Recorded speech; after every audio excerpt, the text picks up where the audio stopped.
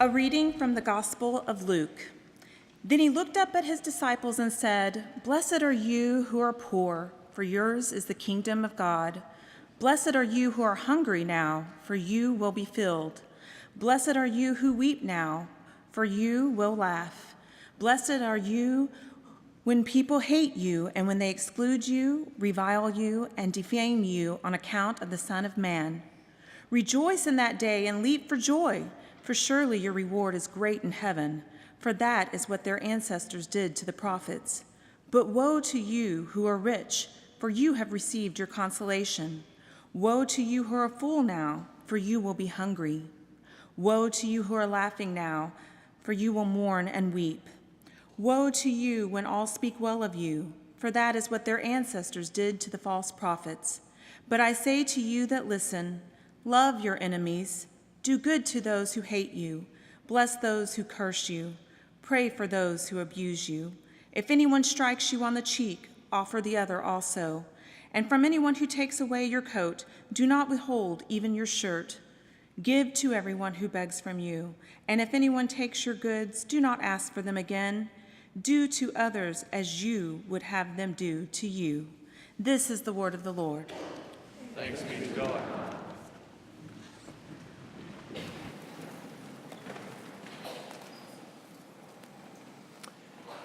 Year after year after year, for 108 years, all they could do was hope those lovable losers, Chicago Cubs fans. Well, finally, last week, their fondest dreams have been realized, and they are now World Series champions. Go figure. Our former pastoral resident, Scott Dickinson, is a lifelong Cubs fan, as was his father before him. A year ago, the Cubs were swept in 4 games by the New York Mets in the National League Championship Series. And the next night, Scott's 2-year-old son, who had gotten used to watching his dad with cap on and all of that, sitting in front of the TV, watching night after night as the Cubs went down to defeat, his son says to Scott, "Daddy, where baseball game?" Scott said, "I looked at him in a way I imagine my father once looked at me, and told him those words that every Cub fan learns at far too early an age. Son, there's no more baseball this season.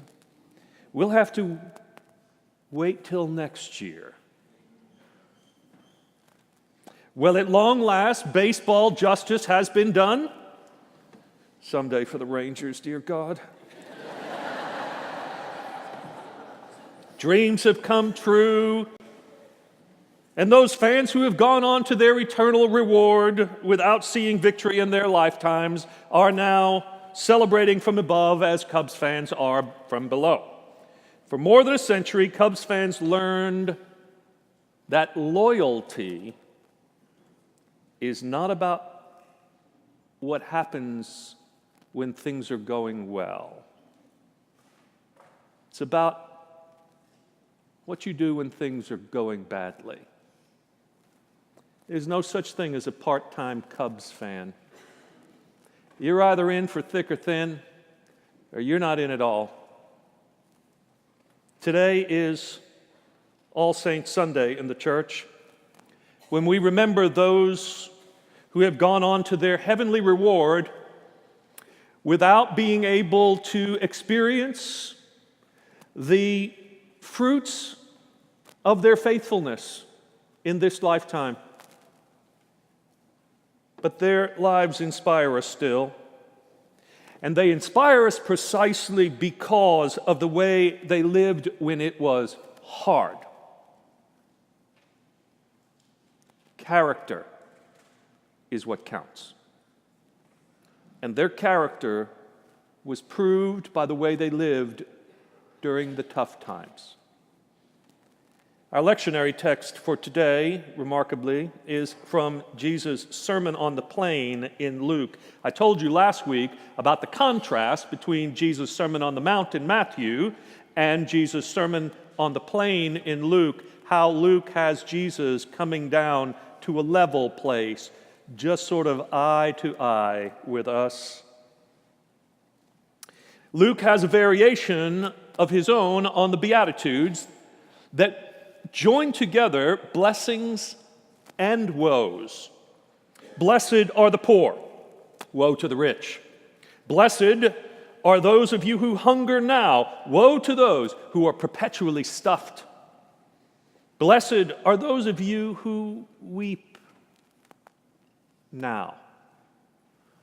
Woe to you who can't stop laughing in this life. Blessed are those who are hated and reviled now. Woe to those who are only spoken well of. In each case, there is a promise of a table turning that is to come. The Christian faith is always future focused. God is doing something in the world to bring about a time of perfect peace and justice. The inequalities and injustices of this time, the sorrows and losses of this time will come to an end. The dream of God for all creation will someday finally come true. And those who have lived toward that dream will know the joy of it when it comes. And those who have resisted it in order to prosper now at the expense of others will be sorry when that day comes.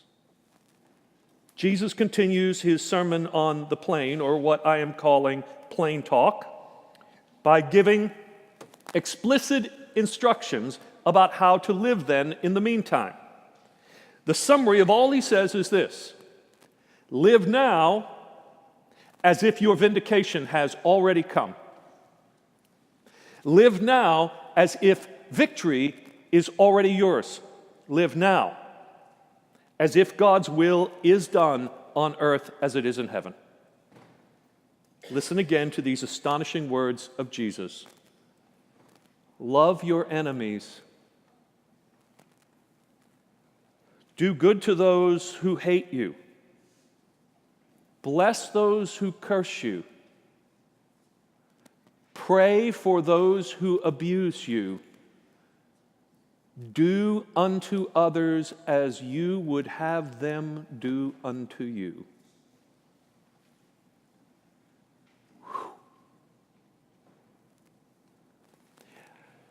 Up to this time, in Jewish tradition,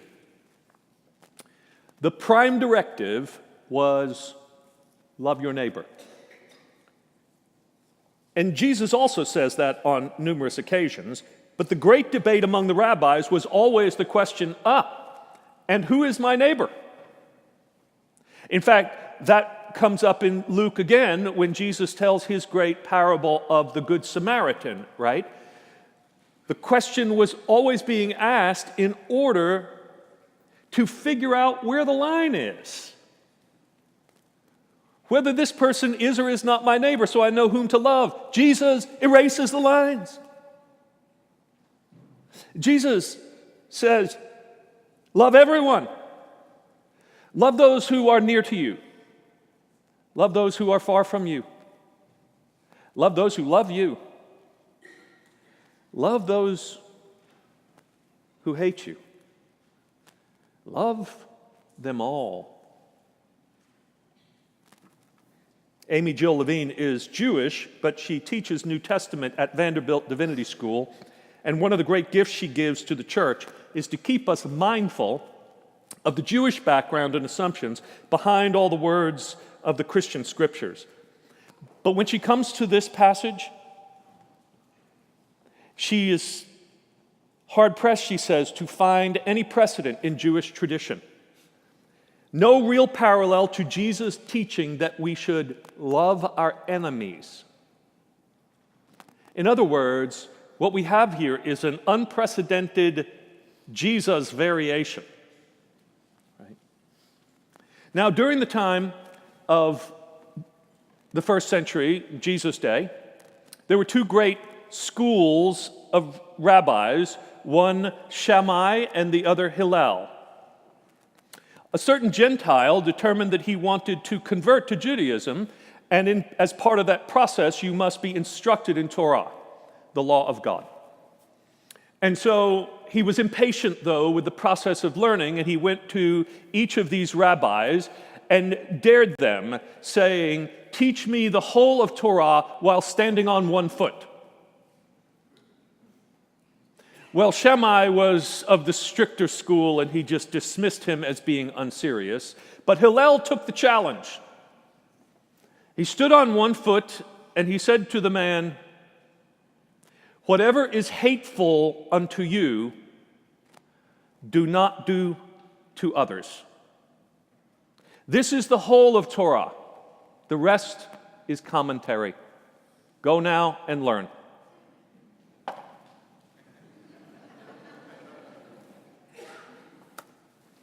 This is, I think, sort of the religious variation of the medical mandate, the Hippocratic Oath, that begins, first, do no harm.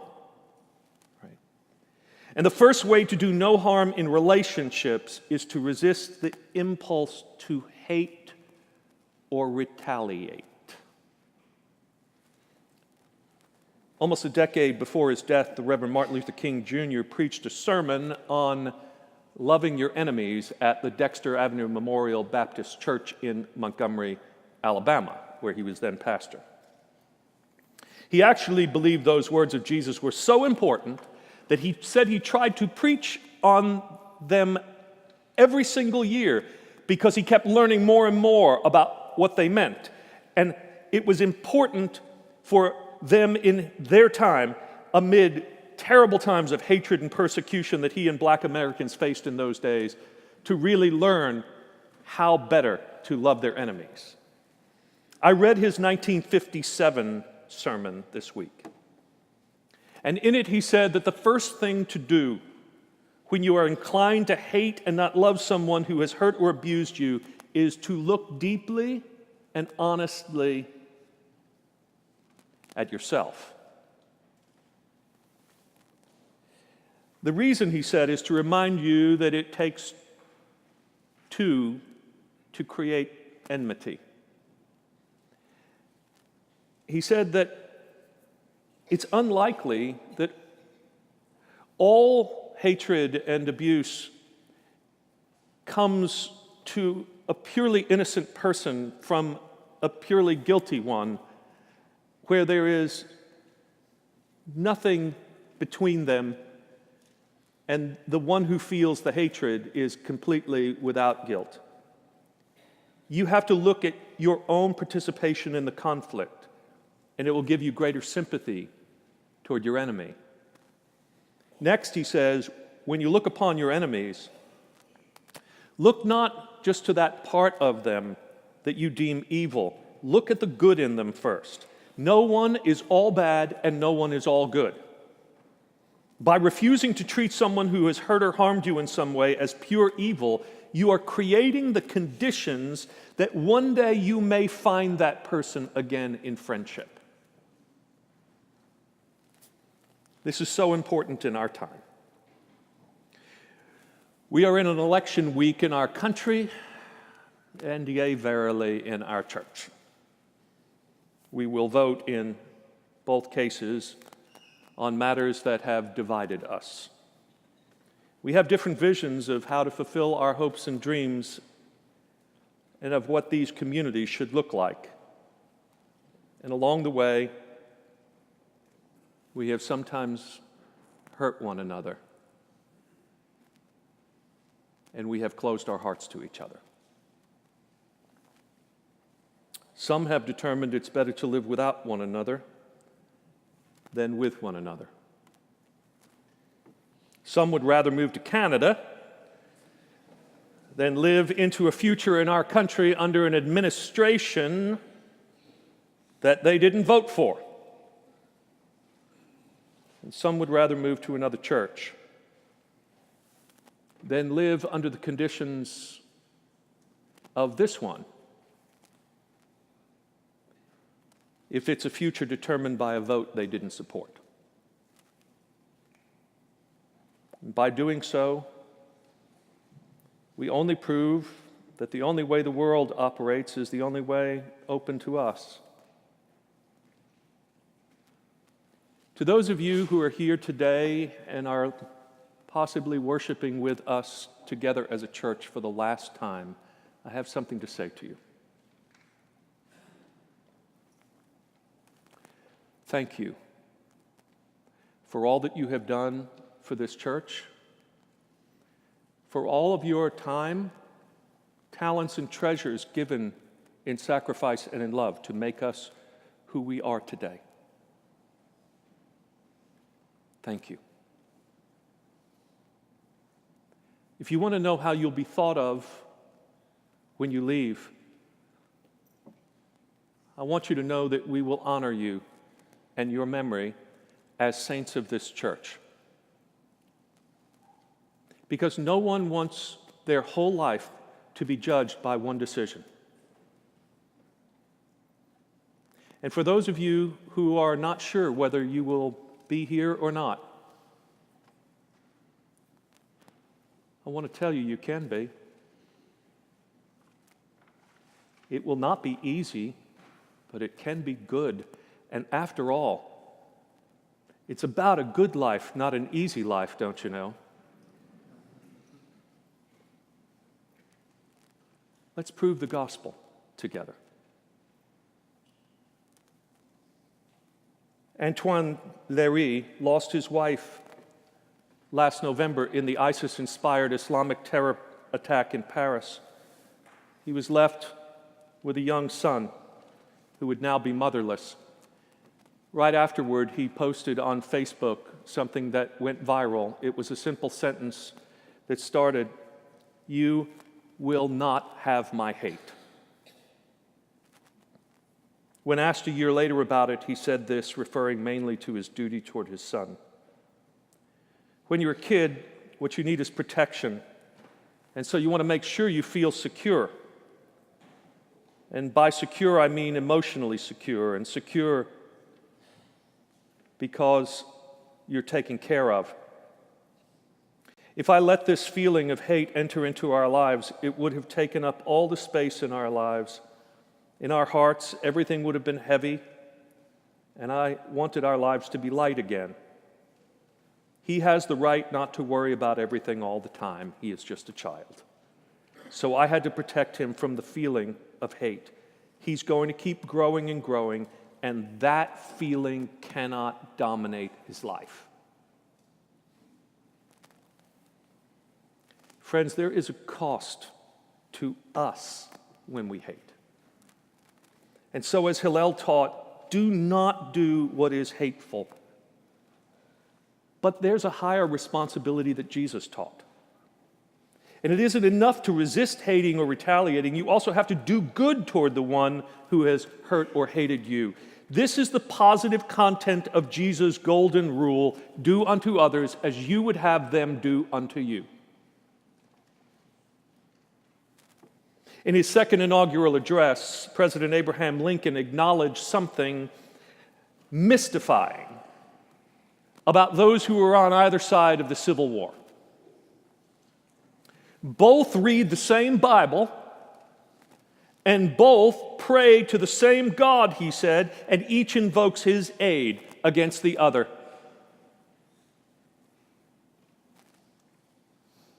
Let us judge not, that we be not judged, he said. And then he closed with these immortal words to heal the nation: with malice toward none, and charity for all. Charity, you know, is that King James word for love. Divine love. Love for enemies as well as friends. Love that doesn't distinguish between enemies and friends. Just love. Because We're all really fellows, after all, whether we want to acknowledge it or not. After another hard election season in 2001, President George W. Bush said these profound words in his first inaugural address. Sometimes our differences run so deep, it seems we share a continent but not a country. We do not accept this, and we will not allow it. Our unity, our union, is the serious work of leaders and citizens in every generation. And this is my solemn pledge. I will work to build a single nation of justice and opportunity. There. The words of these presidents echo the words of Jesus and the example of the saints. Let us not give up hope. Let us not give up on one another. The answer for the country and the answer for the church is the same. Love. At least that's what Jesus says. What do we say? Amen.